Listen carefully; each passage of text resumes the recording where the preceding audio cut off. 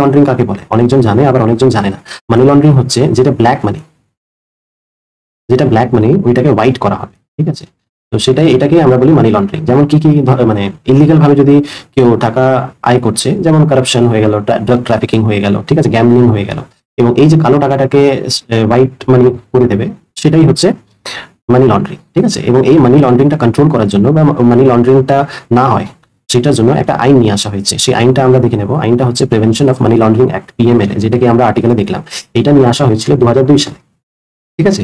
তো এটা হচ্ছে ইডির কাজ, যেটা আমরা দেখে নেব, যে ল এনফোর্স করা, ঠিক আছে। ইকোনমিক ইন্টেলিজেন্স এজেন্সি, যেটা কি রেসপন্সিবল ফর এনফোর্সিং ইকোনমিক ল, ঠিক আছে, যেটা বললাম ইকোনমিক ল এনফোর্স করার জন্য, অ্যান্ড ফাইটিং ইকোনমিক ক্রাইম, ঠিক আছে, যেন এই মানি লন্ড্রিং না হয়, ঠিক আছে। তারপরে আরেকটা জিনিস আছে যেটা ইডি এনফোর্স করে, সেটা হচ্ছে ফরেন এক্সচেঞ্জ ম্যানেজমেন্ট অ্যাক্ট। মানে এই আইন দ্বারাও যদি কোনো ইলিগাল কাজ হয় তখন ইডি ডাক পড়ে।